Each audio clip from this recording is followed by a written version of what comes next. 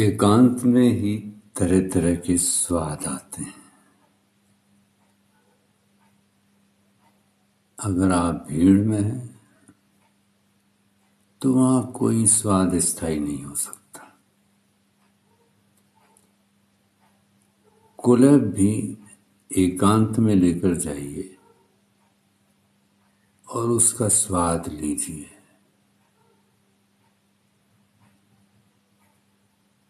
दांत नहीं है तो स्वाद भी नहीं आ सकता। अगर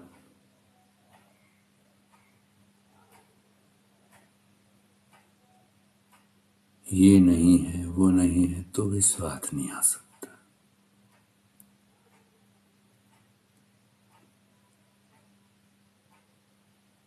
शादियों में तरह तरह के व्यंजन होते हैं।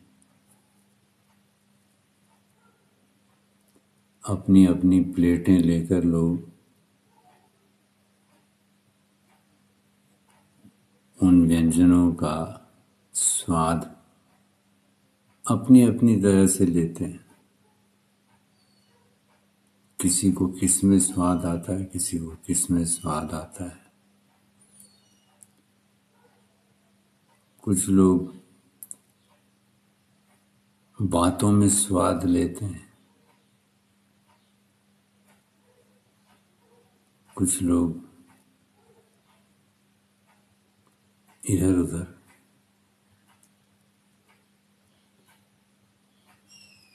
मैं अपनी प्लेट लेता हूं और एकांत में व्यंजनों का स्वाद लेते हुए बेकार की बातों से उलझता हुआ नहीं।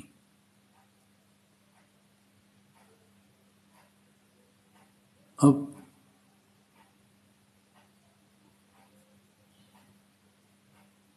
हर चीज ऐसी ही है।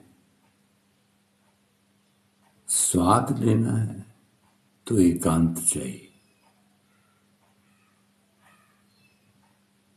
और स्वाद नहीं लेना है तो आप भीड़ में रहिए।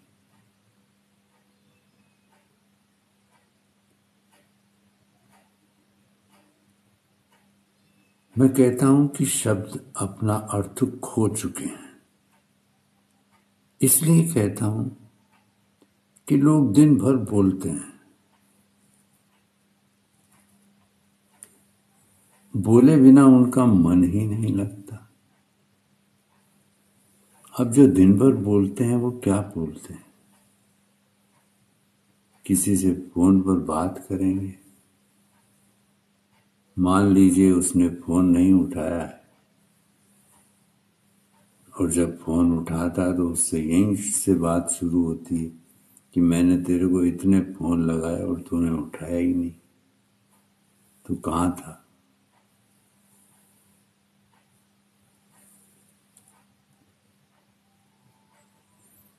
हर मनुष्य के जीवन में एकांत जरूरी है, लेकिन एकांत में अपनी सुंदरता भी होनी चाहिए। उसे कुरूप नहीं बनाना चाहिए।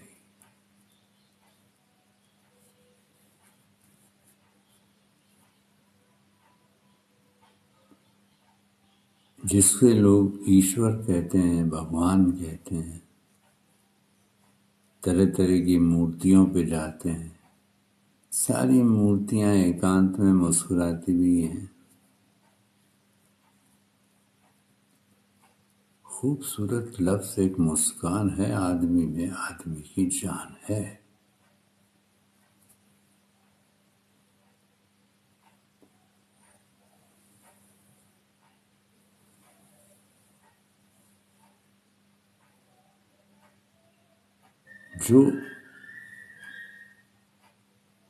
जो भी इसे समझ लेता है,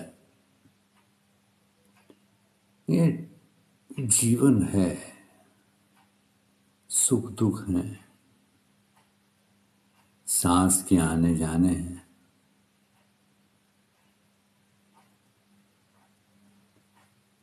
और ये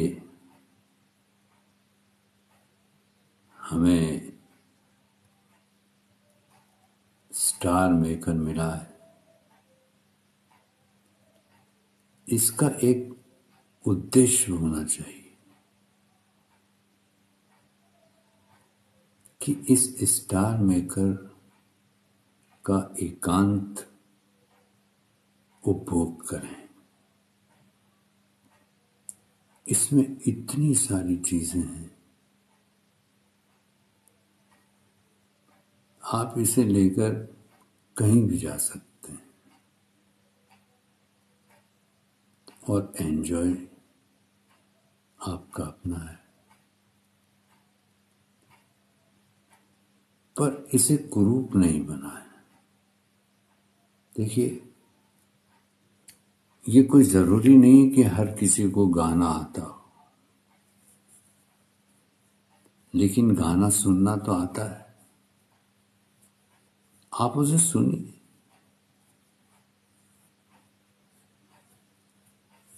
उसे महसूस कीजिए और कुछ लिखिए। आदमी ने लिखना छोड़ दिया है, कागज कलम यूज ही नहीं करता। फोन पर भी उनकी गर्दन टेढ़ी ही रहती है। मैं कहता हूं कि यार, आप उस जमाने को याद कीजिए जब लैंडलाइन थी और बातें करने के लिए आपको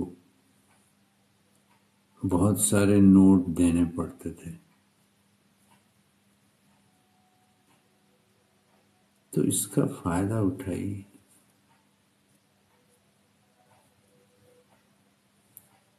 संगीत का लुत्फ